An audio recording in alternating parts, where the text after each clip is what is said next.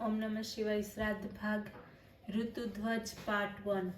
જગતના સાંસ્કૃતિક ઇતિહાસ તરફ જોઈશું તો જોવા મળશે કે કોઈ વખત સમાજમાં દૈવી વિચારોનું પરિબળ પ્રભાવી રીતે સ્થાપિત થાય છે અને કોઈ વખત આસુરી સંપત્તિના વિચારોના પ્રભાવથી ગ્રસ્ત સમાજ દૈવી વિચારોથી છેક વંચિત રહી ખાવો પીવો અને મજા કરો તેમાં જીવનનું સાફલ્ય માની ખોટા આશ્વાસનથી જીવતો રહેલો દેખાય છે।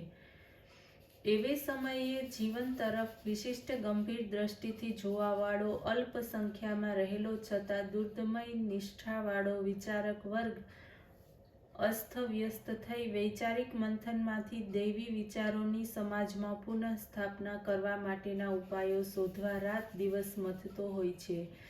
જ્યારે જ્યારે આવું બન્યું છે ત્યારે ઋષિઓની તપ શક્તિ, ક્ષત્રિયોની દંડ શક્તિ અને વૈશ્ય વર્ગની વિત્ત શક્તિ એકત્રિત થઈ આસુરી વિચારોની પ્રતિભાને જડમૂળથી ઉખેડી નાખીને સંસ્કૃતિનું પુનર્સ્થાપન કરે છે। ઘણા વર્ષો પહેલાની વાત છે। એક વખત સમાજ પર આસુરી વિચારોની આપત્તિ આવી પડી। પાતાલ કેતુ નામે એક રાક્ષસી વિચારચરણીનો રાજા તે કાળે બહુ પ્રભાવી થયો હતો। તે રાક્ષસ હતો। રાક્ષસ એટલે રક્ષામી, હું જ રક્ષણ કરવા વાળો છું એવું માનવા વાળો વર્ગ। તે વર્ગ એટલે અતિન્દ્રિય શક્તિને ન માનવા વાળો એટલું જ નહીં પણ જાણી જોઈને તેની અવગણના કરવા વાળો વર્ગ। વળી તે વર્ગની એવી ગર્જના હોય છે કે અમે જ ભગવાન છીએ, અમે જ અમારું રક્ષણ કરીશું। રાક્ષસ એટલે ઘણા મોટા નખવાળો, લાંબા દાંતવાળો અને ભયંકર રૂપવાળો એ સમજણ ખોટી છે। રાક્ષસો સુંદર પણ હોય છે, આપણે જેમ જ જીવતા હોય, પરંતુ ભોગ જ એમના જીવનનું પરમ લક્ષ્ય હોય છે। ગમે તેમ કરી ભોગ ભોગવવા વાળો એ જ એમના જીવનનું ઇતિ કર્તવ્ય હોય છે। પાતાલ કેતુ પણ આવો જ એક રાક્ષસ હતો। તે મોટા ભાષણો આપતો, સુંદર રાજમહેલમાં રહેતો, પરંતુ તેનું લક્ષ્ય જીવનના ભોગો પૂરતું જ મર્યાદિત હતું। યેન કેન પ્રકારેણ ભોગ ભોગવવા અને ભોગ ભોગવવા આ જ એના જીવનમાં સર્વસ્વ હતું। ખાવો પીવો અને મજા કરો એ જ એનું શિક્ષણ હતું। જેનાથી પૈસો મળે એ જ શિક્ષણ લેવાનું। પૈસા મેળવી તેનાથી ભોગો ખરીદી એશ આરામમાં મગ્ન રહી ચિદઘ્ન શક્તિથી ઉપેક્ષા કરી પોતાને જ સૃષ્ટિના અધિપતિ સમજી પાતાલ કેતુ અને તેના રાજ્યના લોકો કૃમિ કીટકની જેમ બદતર જીવન જીવતા હતા। આ જ પાતાલ કેતુના રાજ્યની સરહદ પર જ મહર્ષિ ગાલવનો આશ્રમ હતો। 60,000 વિદ્યાર્થીઓના તપોવનના કુલપતિ ગાલવ ઋષિ હતા। તે તપ સ્વાધ્યાય નિરત ઋષિના આશ્રમમાં વિદ્યાર્થીઓ સાથે વાનપ્રસ્થો પણ રહેતા હતા। આખી માનવજાતને સુધારનારી સાંસ્કૃતિક ભાવનાવાળો તેજસ્વી અને દિવ્ય શક્તિ એમના આશ્રમમાં સર્જાતી। પરંતુ તેમના આ અવિરત કર્મયોગના પાતાલ કેતુ રાજ્યના યુવાન છોકરાઓ એમના આશ્રમમાં આવી વિક્ષેપ પાડવા આ લોકો આશ્રમના કાશી બુદ્ધિના વિદ્યાર્થીઓને ફોસલાવે, બહેકાવે કે ધાક ધમકીથી ડરાવે। મક્કમ બુદ્ધિવાળાઓને માર પણ મારે। આ લોકો ઋષિ પત્નીઓ તરફ કુદ્રષ્ટિ કરતા। આશ્રમની યુવાન છોકરીઓનો ભોગના પાઠ ભણાવતા। પરિણામે આ લોકોએ આશ્રમના સાત્વિક વાતાવરણને કલુષિત કરી ડહોળી નાખ્યું। તેઓ દરેકના કાનમાં આ જ ઝેર રેડતા કે તમે જે રીતનું જીવન જીવો છો તેનાથી ફાયદો શો? ભગવાનની પૂજા શા માટે કરવાની? સૂર્યને અર્ધ શા માટે આપવાનો? સંધ્યા કરવાનો શો ફાયદો? અમે સંધ્યા નથી કરતા, અમારું શું નુકસાન થયું છે? સંધ્યા નથી કરતા છતાં જમવા મળે છે કે નહીં? પૈસા મળે છે કે નહીં? શું વિદ્યોપાર્જનથી નથી થતું? આ બધી ટપ જોઈએ શા માટે? ખાવો પીવો અને મજા કરો। આ જિંદગી અને યુવાની એમને એમ ચાલી જશે। એ ચાલી જાય તે પહેલાં જ તેને ભોગવી લો। પૈસા ન હોય તો દેવું કરો, પણ ભોગો તો ભોગવવાના જ। ઋણી કૃત્વા શુરા પીબેત। ભોગવાદી વિચારસરણીના જંતુઓનો ફેલાવો થતાં જ વિદ્યાર્થીઓએ વડીલોની આમન્યા છોડી સંયમ છૂટીએ મર્યાદાનું ઉલ્લંઘન થવા લાગ્યું। તેઓ વડીલો ગુરુજનોને કહેવા લાગ્યા, અમને ફાવે તેમ અમે કરીશું, એમાં શું થઈ ગયું? તમે કરતા આવ્યા તે જ અમારે શા માટે કરવું જોઈએ? હવે તમારા દહાડા ગયા. આવું કહીને ધીમે ધીમે ગુરુજનો અને વડીલોને અવગણના કરવા લાગ્યા. ગાલવ ઋષિના કાને આ વાત આવી. પરિસ્થિતિ ઉત્તરોત્તર બેકાબૂ બનતી જતી હતી. પેલા રાક્ષસોને જેમ જેમ સમજાવવામાં આવતા તેમ તેમ તેઓ બેફામ બનતા જતા હતા. નવા ઉગતા કુમળા છોડને પ્રતિકૂળ પરિસ્થિતિમાંથી ઉગારવા વાડ હોવી જરૂરી છે. વાડ હોય તો જ એ છોડ ફૂલે ફલે. પરંતુ આ રાક્ષસો તો વાડ જ તોડવા બેઠા હતા. તેમને કેમ અટકાવવા એ ગાલવ ઋષિ માટે વિકટ સવાલ હતો. તેમને ઘણી વાર થતું કે આ રાક્ષસોને શાપ આપી નષ્ટ કરી નાખું, પરંતુ તેથી સમાજમાં વસેલા આ જંતુઓ દૂર કરી શકાય કે? વળી શાપ આપીને તો સામુદાયિક અત્યાચાર થાય. વળી શાપ તો જેમ શત્રુને બાધક છે તેમ મને પણ બાધક છે, તો પછી શાપ આપીને ફાયદો શો? કેટલાક દહાડાની આવી વિસામણ પછી એક વખત વહેલી સવારે ગાલવ ઋષિ આ કોયડાનો ગંભીર વિચાર કરતા બેઠા હતા. તેમના ચિત્તની સ્વસ્થતા ચાલી ગઈ હતી. કશું સૂઝતું નથી એવી દશામાં મનોમન આર્ત થઈ ઈશ્વરના ચરણે ગયા. આ દશામાં ઈશ્વર સિવાય બીજો કોણ સહાય કરવાનું હતું? હે પ્રભુ, સ્વર્ગનું રાજ્ય સુપ્રતિષ્ઠિત છે અને આ મૃત્યુલોકમાં ધર્મનું રાજ્ય રહે તે માટે અમોએ શહેર છોડી વનમાં વાસ કર્યો. અહીં તપની સરિતા ઊભી કરી છે. લોકો જીવનમાં દૈવી વિચારસરણી અને તારી સાત્વિક વિચારધારા લઈ જવા માટે રાત દિવસ લોહીનું પાણી કરીએ છીએ. પ્રભુ, કીર્તિનો અમને મોહ નથી, અધિકારની અપેક્ષા નથી, રાજ્યાશ્રિત અમે થતા નથી. કેવળ તારે ભરોસે તારી વિચારધારા લોકોના જીવનમાં લઈ જવા નિરપેક્ષ પ્રયત્ન કરીએ છીએ. છતાં પણ આ રાક્ષસી વિચારસરણી લોકોના જીવનમાં અડો જમાવતી જાય છે. હવે તો તું જ રસ્તો દેખાડ. શું અમે લીધેલું આ વ્રત છોડી દઈએ? તારું કાર્ય કરવાને હાથે બાંધેલું આ કંકણ ફેંકી દઈએ? ભગવાન જોડે મનોમન આર્તતાથી વાતો કરતા કરતા ગાલવ ઋષિ થાંભલાને અડેલી હતાશ થઈ બેઠા હતા ત્યાં જ નિંદ્રાધીન થયા. સ્વપ્નમાં ભગવાનનો આદેશ મળ્યો, વત્સ, તારો જીવન વ્યવહાર બરાબર છે. કાલક્રમ મુજબ રાક્ષસી વિચારો તો થોડા થોડા સમયે ઊભા થવાના જ છે, અને તે વખતે ઋષિઓની તપ શક્તિ, રાજાઓની દંડ શક્તિ અને ધનિકોની વિત્ત શક્તિ એકત્રિત કરી રાક્ષસી વિચારનું જળમૂળથી નિકંદન કાઢી શકાશે. તું એવા રાજાને શોધ કે જે તને સાંસ્કૃતિક કાર્યમાં મદદ કરે. તારે આંગણે એક દેવી અશ્વ ઊભો હશે. જે રાજા દેવી અશ્વ પર સવાર થઈ શકશે તે જ રાજા આ સાંસ્કૃતિક કાર્યમાં મદદરૂપ થશે. તેવો રાજા શોધી આ સંકેત તેને કહેજે. ગાલવ ઋષિએ આંખ ખોલીને જોયું તો એક અતિ સુંદર દૈવી અશ્વ બારણે ઊભો હતો. શત્રુજીત રાજાની સાત્વિક, ધર્મપ્રિય અને સંસ્કૃતિ માટે લોહી રેડનાર રાજા તરીકેની ખ્યાતિ ગાલવ ઋષિના ખ્યાલ બહાર ન હતી. તેમણે મનમાં વિચાર કર્યો કે પ્રભુનો સંકેત શત્રુજીત અંગે જ તો નહીં હોય ને? ખૂબ જ વિચારને અંતે તેમનો તર્ક દ્રઢ માન્યતાનું રૂપ લેવા લાગ્યો. બીજે જ દહાડે વહેલી પરોઢે ગાલવ ઋષિએ તે દૈવી અશ્વ સહિત પ્રયાણ કર્યું.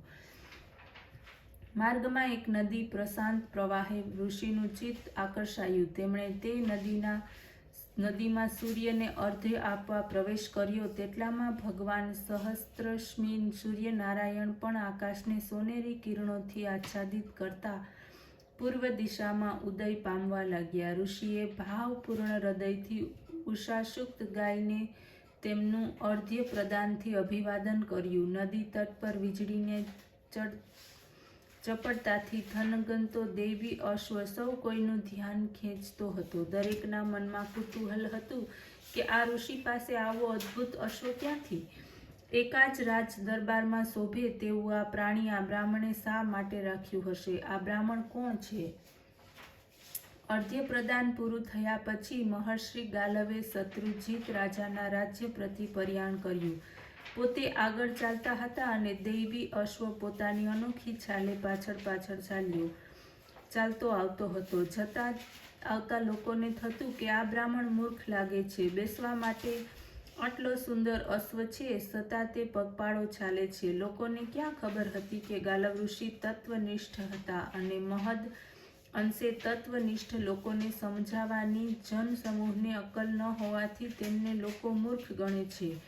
પરંતુ ગાલવ ઋષિ પાસે જીવનના ઉચ્ચ સિદ્ધાંતો હતા, પ્રખર તત્વનિષ્ઠા હતી. વિશિષ્ટ દૈવી કાર્યને માટે ભગવાને આપેલા આ દિવ્ય અશ્વનો મારાથી ઉપયોગ કેમ થઈ શકે? હું તો તેના પર બેસું તો અધર્મ ગણાય. ગાલવ ઋષિની આવી દ્રઢ મનોકામના હતી. ધર્મનું કેટલું સૂક્ષ્મ દર્શન!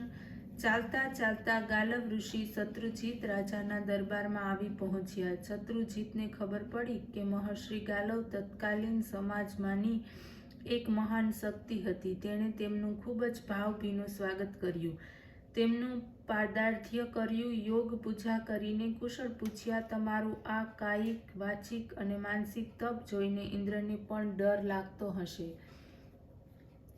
ઋષિવર, કહો, બધા કુશળ તો છે ને? તમારા આશ્રમમાં વૃક્ષો, લતા, પલ્લવો કોઈ તોડતું તો નથી ને? વૃક્ષો સાથે ગંડસ્થળ ઘસી ઘસીને હાથીઓ તમારા તપોવનમાં ઉપદ્રવ તો નથી કરતા ને?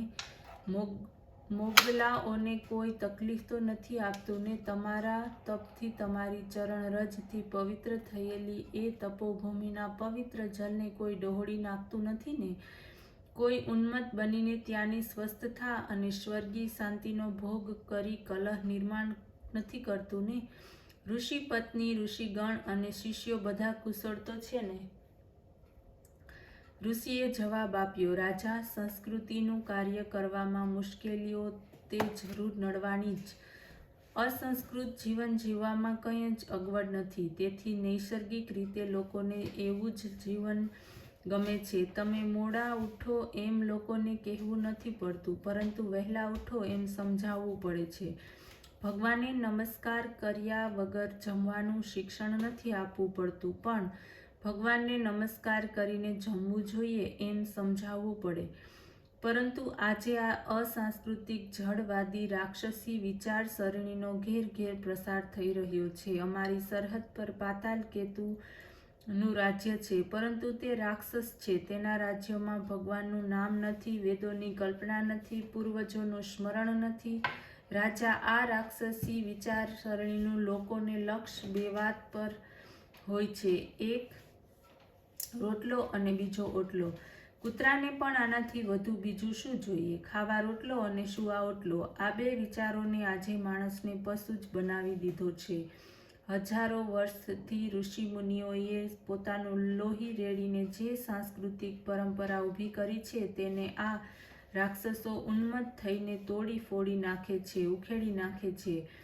તેઓ પોતાની જાતને જ ભગવાન સમજે છે. પાતાલ કેતુ બધાને કહેતો ફરે છે, તમારી ખેતી માટે બળદો હું આપું છું, નહેરો બંધાવી પાણી પણ હું આપું છું, ખેતી માટે બી પણ હું આપું છું, રોટલો હું આપું છું, તમારી બધી જરૂરિયાતો હું પૂરી પાડું છું. પછી ભગવાનની જરૂર જ ક્યાં રહી? ઈશ્વરો અહમ ભોગી સિદ્ધોહમ બલવાન સુખી. ત્યાં જ ભગવાન નથી, સંસ્કૃતિ નથી. સાંસ્કૃતિક પરંપરાને છૂંદવામાં જ લોકોનું પોતાનું ગૌરવ સમજે છે. જૂના દિવ્ય વાહમયને લાત મારતા ખચકાતા નથી. આ હરામખોરો ભગવાનને ભૂલ્યા છે. એમને શાળાઓ અને મહાશાળાઓમાં પણ આ જ શિક્ષણ અપાય છે અને નવી પેઢીમાં પણ આ જ ભોગવાદ વિચારસરણીના અંકુરો ફૂટ્યા. ઉન્મત્ત થયેલા આ રાક્ષસી યુવાનો આશ્રમનું પાવિત્ર્ય નષ્ટપ્રાય બનાવી રહ્યા છે. યુવાન છોકરા છોકરીઓને બગાડે છે, અનાચાર ફેલાવે છે. 2 દિવસ આશ્રમમાં રહેવા આવી 6 મહિના સુધી લીધેલા પરિશ્રમને તેઓ વિફલ બનાવે છે. નવા નવા પ્રલોભનો દેખાડી બધું વાતાવરણ બગાડી નાખે છે. આશ્રમનું બધું જ વાતાવરણ ડહોલાઈ ગયું છે. છડેચોક છોકરાઓ કહે છે કે અમે આવું શા માટે ભણીએ? અમે ગમે ત્યારે અભ્યાસ કરીશું. સવારે વહેલા ઉઠી અભ્યાસ શા માટે કરીએ? શિસ્ત અને એને પસંદ નથી. શિસ્તથી જીવન જીવવું અતિ કઠણ છે. જીવનનો આનંદ ઉડી જાય છે. જીવન ફીકું પડી જાય છે. આમ જ્યારે પવિત્ર જીવન ડહોળાઈ જાય ત્યારે સાંસ્કૃતિક જીવન નષ્ટપ્રાય બને છે. શત્રુજીત આખી એ વાત સાંભળી ક્ષણભર નિશ્વસ્ત બન્યા અને દુઃખ અને ક્રોધથી ભ્રુકુટી વક્ર કરી તેમણે ગાલવ ઋષિને કહ્યું, ભગવંત, અમારી નસોમાં જ્યાં સુધી લોહી વહે છે ત્યાં સુધી સાંસ્કૃતિક પરંપરાનો વાળ સરખોય વાંકો ન થઈ શકે. આ વાતની પ્રતીતિ મારે પાતાલ કેતુને જરૂર કરાવવી પડશે. ઋષિવર, આજ્ઞા કરો. ગાલવ ઋષિએ કહ્યું, રાજન, તારી પાસેથી આવા જ પ્રત્યુત્તરની અપેક્ષા હતી. ઈશ્વરી સંકેત અને દૈવી કાર્ય માટે પ્રભુએ મોકલાવેલા દિવ્ય અશ્વની આખી વાત ગાલવ ઋષિએ શત્રુજીતને માંડીને કહી. મહર્ષિ ગાલવની મનોવ્યથા અને પોતાના પિતાનો આનંદમય ઉત્સાહભર્યો પ્રત્યુત્તર સાંભળી શત્રુજીતનો પુત્ર ઋતુધ્વજ ધીર ગંભીર અવાજે પોતાના પિતાને કહેવા લાગ્યો, પિતાજી, અત્યાર સુધી તમારી તેમજ ગુરુજનોની પાસેથી જે કંઈ શિક્ષણ મેળવ્યું, જે કંઈ સંસ્કૃતિના વિચારો પામી હું ઘડાયો છું, ગુરુ પાસેથી આપણી એ ભવ્ય સંસ્કૃતિ પરંપરા અને ધર્મના રક્ષણ કાજે ક્ષત્રિય સુલભ શાસ્ત્રનું જ્ઞાન પામ્યો છું.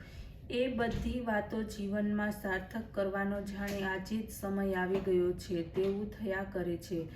અરે, આ દેવી અશ્વનો તેજી તોખારે અને તરવરાટ મને આડવાન આપી રહ્યો છે. પિતાજી, તમે આજ્ઞા આપો. હવે હૈયું હાથ રહેતું નથી. હું એ રાક્ષસોના ત્રાસમાંથી તપોવનને મુક્તિ અપાવીશ. ગુરુજી, તમે મને આશીર્વાદ આપો. મહર્ષિ ગાલવ ઋતુધ્વજની વાતો આશ્ચર્યપૂર્વક સાંભળી જ રહ્યા. તેમણે તેને આશીર્વાદ આપ્યો, દૈવી અશ્વ બતાવી તે પર સવાર થવા કહ્યું. ઋતુધ્વજ તો અશ્વ પાસે જઈ રમત માત્રમાં તે પર સવાર થઈ ગયો અને અશ્વને દોડાવી મૂક્યો. ઋષિએ ખાતરી થઈ ગઈ કે આ અશ્વનો સાચો ઉપયોગ કરનારો મળી ગયો છે. તેઓ દૂર દૂર ક્ષિતિજ સુધી દૈવી અશ્વ અને ઋતુધ્વજનો ધૂળતા ગોટાળામાંથી શોધતા અનિમેષ નયનથી જોતા જ રહ્યા. એમનો ચહેરો હવે ઉત્સાહિત, આવેગશીલ અને અનેરી કૃતકૃત્યતાના સમિશ્રિત ભાવોથી લાલચોળ થઈ ચૂક્યો હતો. ઓમ નમઃ શિવાય.